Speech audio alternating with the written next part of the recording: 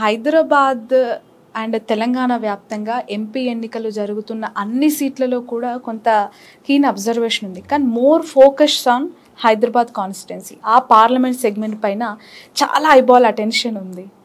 ఈ టికెట్ కేటాయించడంతోనే అసలు నైరాస్యం, ఆందోళన లేదంటే అసంతృప్తి ఒక్కసారిగా మీ పార్టీలో బయటపడింది. ఈరోజు మాధవీలత గారు మీ ఎంపీ అభ్యర్థి నామినేషన్లో రాజాసింగ్ గారు పార్టిసిపేట్ చేయలేదు. ఆమె డే 1 టికెట్ కన్ఫర్మ్ అయినప్పటి నుంచి ఆయన సహాయ నిరాకరణ చేస్తున్నారు. అక్కడ ఎమ్మెల్యేగా కూడా ఉన్నారు. మీకు ఒక్కగానొక ఓల్డ్ సిటీ ఎమ్మెల్యే ఆయన. దీన్ని ఎలా చూడాలి? ఆమెకి ఇవ్వాల్సిన మద్దతు మాట్లాడుకుంటామా? ఇలా మాట్లాడను కదా నేను స్టేట్ ప్రెసిడెంట్గా వచ్చి మా పార్టీ ఇంటర్నల్ విషయాలు నేను టీవీలో మాట్లాడితే నేను ప్రెసిడెంట్కి ఉండకూడదు. అంటే రాజాసింగ్ నువ్వు అన్నది చెప్పింది వాస్తవమే. అదే నేను పార్టీలో మాట్లాడతాను, ఓకే, టీవీలో మాట్లాడకూడదు తల్లి. నేను ఓకే మాట్లాడితే నేను ప్రెసిడెంట్గా ఉండకూడదు. రైట్. మాధవి లతా గారికి సంబంధించి అద్భుతంగా మాట్లాడతారు. సనాతన ధర్మం గురించి కావచ్చు, హిందుత్వ ఎజెండాతో తను ముందుకెళ్తూ ఉన్నారు. ఒక మసీదుపై ఆమె బాణాన్ని ఇట్లా విల్లు పెట్టి బాణం విసురుతూ ఉన్నట్టుగా చేసిన ఒక మూమెంట్ ఏదైతే ఉందో చాలా కాంట్రవర్షియల్ స్టేట్మెంట్స్కి దారితీస్తూ ఉంది. ఎందుకు సార్ అలాంటివి ఖచ్చితంగా ఉండాలంటారా? స్టేజ్కి ఎదురుగా మసీదు ఉంది, అది చుట్టుపక్కల 5-6 మసీదులు ఉన్నాయి, ఎటువైనా ఉన్నది మసీదు ఆడ. లేదు సార్, ఇటు ఎదురుగానే ఉంది బాణాన్ని. చాలా ఉన్నాయి అన్నమాట. అది ఒక ఒక హావభావం వ్యక్తం చేసింది. వాళ్ళు దేవాలయాల మీద దాడులు చేస్తే దిక్కు లేదు, దేవాలయాలు 1,00,000 దేవాలయాలు కూలగొడితే దిక్కు లేదు. కానీ ఇట్లా కొన్ని ఒక హావభావం వ్యక్తం చేస్తే కూడా మసీదాన్ని వ్యక్తం చేయలేదు కదా. మసీద్ అని చెప్పిందా? స్టేజ్ మీద నుంచి ఇట్లా అక్కడ ఎదురుగా మసీదే ఉంది సార్, దాన్ని చూసి ఆమె అలాంటి ఒక మూమెంట్ ఇచ్చారు, దాన్ని చూసి అలా ప్రవర్తించారు. మీరు అనుకుంటే దానికి మేమేం చేస్తాం తల్లి? ఏదైనా అనుకోవచ్చు కదా, ఏదైనా అనుకోవచ్చు. ఇప్పుడు అనేక దేవాలయాలు కూలగొడుతుంటే దిక్కులేదు, దాన్ని మాట్లాడరు. కాలు ఒక అహోభావం వ్యక్తం చేసి ఎదురుగా మీ చేతిలో ఏమైనా ఉందా? విల్లుందా? బాణం ఉందా? ఏముందని మీరు ఇంత ఆమెను విమర్శిస్తున్నారు? ఇంటెన్షన్స్ ఓపెన్ అవుతున్నాయి కదా సార్. విల్లు అక్కర్లేదు, బాణం ఉండక్కర్లేదు, బట్ ఇలా ఆమె పైకి చేస్తూ ఉన్నాయి. లేకపోతే కిందకి వస్తారా? కిందికి వేస్తారు, ఇట్లా చూపిస్తారు. ఎవరికైనా బాణం విషయం ఇట్లా చూపిస్తాం. న్యాచురల్గా ఇటు సైడ్ పెడతాం. అటు సైడ్ ఏముందనో, గుడి ఉందా, మస్జిద్ ఉందా, చర్చ్ ఉందా, లేకపోతే గురుద్వారా ఉందా అని ఏది చూడరు. ఫార్చునేట్లు అన్ఫార్చునేట్లు అక్కడ కనిపించింది, అది అంతే తప్ప అది దాన్ని పెద్దగా ఇష్యూ చేయాల్సిన అంశం లేదు. చాలా చిన్న అంశం. అది చిన్న అంశం అంటే వెరీ ఆమె ఈ మధ్యలో పాపులర్ అయింది కాబట్టి దాన్ని ఇష్యూ చేశారు. కానీ చాలా చిన్న అంశం. ఈ మధ్య పాపులర్ అయిందంటారా సార్? అంటే టీవీలో అంతే కదా, అంతకుముందు పాపులర్ కాదు కదా ఆమె. అసలు మీ పార్టీలో ఏదైనా యాక్టివిటీలో పార్టిసిపేట్ చేశారా? మా ప్రజా సంఘాలలో చాలా పనిచేసింది. ఓకే. అసలు ప్రజల్లో లేని ఒక వ్యక్తికి పారాచూట్ నేతకి బీజేపీ పార్లమెంట్ స్థానాన్ని బీజేపీ కట్టబెట్టింది అనే విమర్శకి ఖమ్మంలో కూడా ఇచ్చాం. అట్లనే ప్రజల్లో లేనటువంటి వాళ్ళకు చాలా మందికి ఇచ్చాము. దేశం అంతా కూడా ఆ రకంగా కొన్ని 100 మందికి, కొత్త వాళ్ళకి ఇవ్వకూడదా? దేశంలో చాలా మందికి ఇచ్చాము. సినిమా యాక్టర్లు తెచ్చి ఇచ్చాము, చాలా మంది సినిమా యాక్టర్లకు ఇచ్చాము, అడ్వకేట్లకు ఇచ్చాము, న్యాయవాది ఉంటే న్యాయవాది నుంచి రిటైర్ అయిన వాళ్ళకి ఇచ్చాము. అంటే చాలా ఒక హైదరాబాద్ ఎందుకు తీసుకుంటున్నాము? మేము ఖమ్మం కూడా ఇచ్చాం కదా, ఆయన ప్రజల్లో లేడు. ఇక్కడ నగర కర్నూలులో కూడా ఇచ్చాం కదా, భరత్ అని యూత్కి ఇచ్చాము, ఆయన కూడా ఎప్పుడు బీజేపీలో లేడు. సార్, ఎందుకు మీ పార్టీలో చాలా మంది సీనియర్ లీడర్స్ ఉన్నారు, మీ పార్టీని నమ్ముకున్న కార్యకర్తలు ఉన్నారు కదా, ఇలాంటి వాళ్ళకి ఎందుకు ఇవ్వాల్సిన అవసరం? అందరికి ఇస్తాము, చూస్తాం పరిస్థితి బట్టి, అక్కడ ఉన్నటువంటి బట్టి. ఈరోజు మాధవీలతకి ఇచ్చాం కాబట్టి ఎంత పాపులర్ చేశారు మీరు, లేకపోతే చర్చ జరుగుతుండే అనేది. ఇదే స్ట్రాటజీ అంటే దీన్ని అంటారు. ఎందుకు నువ్వు ఇప్పుడు ఆమె గురించి క్వశ్చన్ అడుగుతున్నావు, లేకపోతే ఇంకొక అభ్యర్థి గురించి ఎందుకు అడగలే క్వశ్చన్, ఆమె గురించి ఎందుకు అడుగుతున్నావు? బట్ ఇదే ఎలక్షన్ స్ట్రాటజీ అంటే దీన్ని అంటారు. ఓకే, అదే బీజేపీ ఫాలో అవుతుంది స్ట్రాటజీ. ఎత్తుగడ ఓకే, లైమ్ లైట్ లో ఉన్నది రోజు.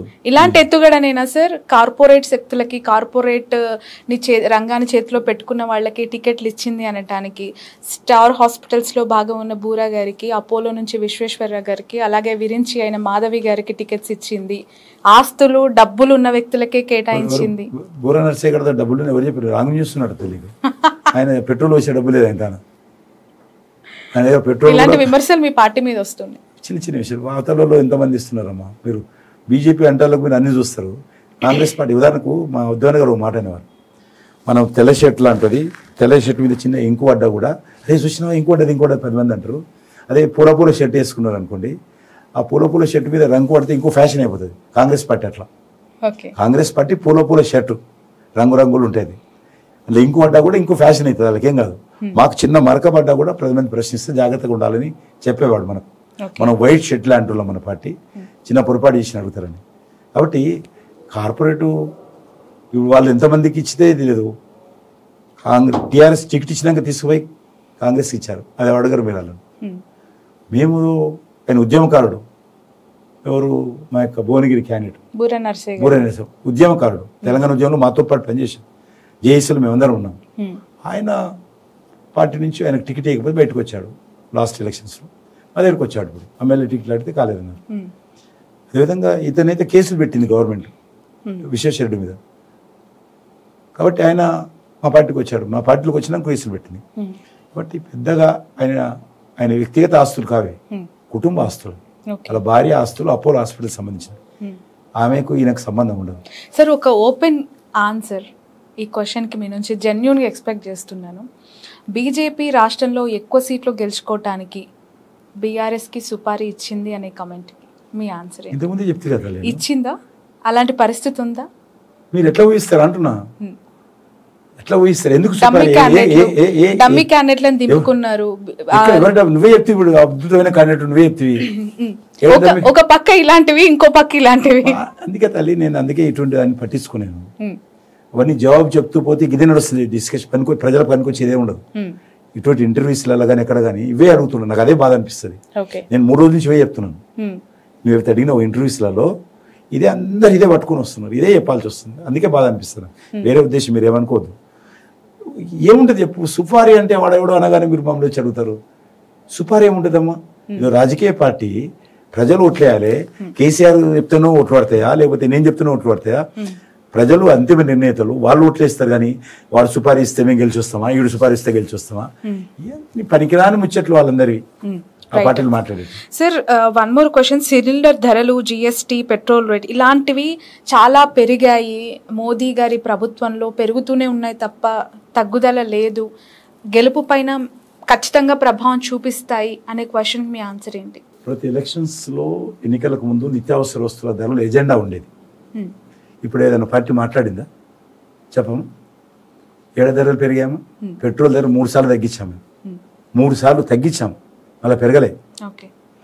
గవర్నమెంట్ ఆఫ్ ఇండియా 3 సార్లు తగ్గించి రాష్ట్ర ప్రభుత్వాలకు విజ్ఞప్తి చేసింది, మళ్ళీ మీరు కూడా తగ్గించుకోండి, మేము కొద్దిగా తగ్గించాము, మీకు కూడా అంతే లాభం వస్తుంది కదా. కేంద్ర ప్రభుత్వానికి వచ్చే పని ఎంత, మీరు కూడా అంతకంటే ఎక్కువ వేశారు. ఒక తెలంగాణ, ఆంధ్ర తప్ప అన్ని తగ్గించారు, అన్ని రాష్ట్రాలు. కాబట్టి ధరలు పెరగలే ఎక్కడ కూడా. నిత్యావసర వస్తువులు మీరు ఎప్పుడైనా షాప్ పోతే తెలుస్తుంది. నిత్యావసర వస్తువులు ధరలు పెరగలేదమ్మా. 10 సంవత్సరాలకున్న ధరలు చూడండి, ఇప్పుడు చూడండి. పెట్రోల్ అంటే అది వేరే విషయం, పెట్రోల్ డీజిల్ తప్ప మిగతా చూడండి. నిత్యావసర ధరలు పెరిగాయి సార్. కందిపప్పు రేట్ ఎంత ఉండేది, పెరుగుతూ వస్తుంటదమ్మా, తగ్గుతా పెరుగుతూ వస్తుంటది. ఒకప్పుడు జస్ట్ అట్లా 10-20 రూపాయలకి ½ కేజీ అట్లా వచ్చేది, ఇప్పుడు వందలు పెట్టాల్సి. ఆయిల్స్ కూడా నిత్యావసర వస్తువులు పెరిగాయి సార్. ఎందుకంటే I cook very well, I know ఖచ్చితంగా పెరిగాయి. అమ్మితోడు కలిసిపోతున్నాం, 10 రూపాయల కేజీ వస్తుంది. రైట్. మొత్తానికి సికింద్రాబాద్ కాన్స్టిట్యున్సీ ప్రజలకు కిషన్ రెడ్డి గారు ఇచ్చే మెసేజ్ ఏంటి? తప్పకుండా సికింద్రాబాద్ ప్రజల ఆశీస్సులతో పార్లమెంట్ సభ్యుడిగా గెలిచిన తర్వాత ఒక పార్లమెంట్ సభ్యుడిగా సికింద్రాబాద్ కాన్స్టిట్యున్సీకి ఏ రకంగా సేవ చేయాలో తప్పకుండా మరింత అంకిత భావంతో సేవ చేస్తాను. మంచి పేరు తీసుకొస్తాను. నాకు ఓటేసినటువంటి ఓటర్స్ ఎవరైతే ఉంటారో మీరు ఎప్పుడు కూడా తల దించుకునే విధంగా ప్రవర్తించను. నీతి నిజాయితీతో ఉంటాను, ప్రజలకు అందుబాటులో ఉంటాను, కష్టకాలంలో ఉన్నప్పుడు ఉంటాను. కొన్ని లక్షల మంది, అంటే ఆల్మోస్ట్ 50 లక్షల మంది ఉంటారు ప్రజలు. ఓటర్సే 21 లక్షలు ఉన్నారు, కానీ ప్రజలు 50 లక్షలు ఉంటారు నా కాన్స్టిట్యున్సీలో. కాబట్టి 50 లక్షలకు వ్యక్తిగతంగా నేను కలవలేకపోవచ్చు, కానీ 50 లక్షలకు సంబంధించినటువంటి నిర్ణయాలలో తప్పకుండా నేను భాగస్వామి, ప్రతి విషయం చిన్న విషయంలో కూడా భాగస్వామి ఉంటాను. 50 లక్షల మందితోటి వ్యక్తిగత సంబంధాలు పెట్టుకొని వ్యక్తిగతమైనటువంటి అవసరాలు పరిష్కారం చేయడంలో వీలు కాకపోవచ్చు. ఎందుకంటే గతంలో ఉన్నటువంటి ప్రభుత్వము, టీఆర్ఎస్ ప్రభుత్వము మాకు ఏ రకంగా సహకారం అందించలేదు. ఒక పార్లమెంట్ సభ్యుడైనటువంటి మినిమం ఇంగిత జ్ఞానం కూడా ప్రభుత్వానికి ఉండేది కాదు. కానీ తప్పకుండా నేను ఒక కేంద్ర మంత్రిగా ఉన్నప్పటికీ ఆ రకమైనటువంటి సహకారం అందించకుండా నేను అనేక రకాల డెవలప్మెంట్ యాక్టివిటీస్ తీసుకురావడం జరిగింది. భవిష్యత్తులో కూడా అదేవిధంగా నేను మరింతగా నా పార్లమెంట్ ఆఫీస్ ఓపెన్ చేశాను. మా ఇక్కడనే కాన్స్టిట్యున్సీలో ఉంటాను, నేను ప్రజలకు అందుబాటులో ఉంటాను, ఎవరు వచ్చినా కలుస్తుంటాను. నా దగ్గర రావడానికి ఇంటర్వ్యూస్ కూడా అవసరం లేదు. వాకిన్ ఇంటికి వచ్చిన హైదరాబాద్లో ఇంట్లో ఉన్న ఆఫీస్లో ఉన్న వాక్యం వచ్చి నన్ను కలవచ్చు.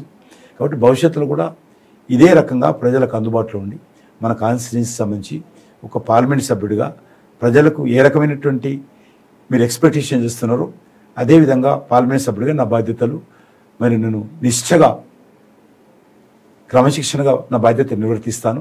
కాబట్టి ఆశీర్వదించాల్సిందే కోరుతున్నాను. రైట్. సీనియర్ మోస్ట్ లీడర్గా కిషన్ రెడ్డి గారి మాటల్లో మోదీ గారి గురించి ఒక మాటలో చెప్పాలి అంటే ఏం చెప్తారు?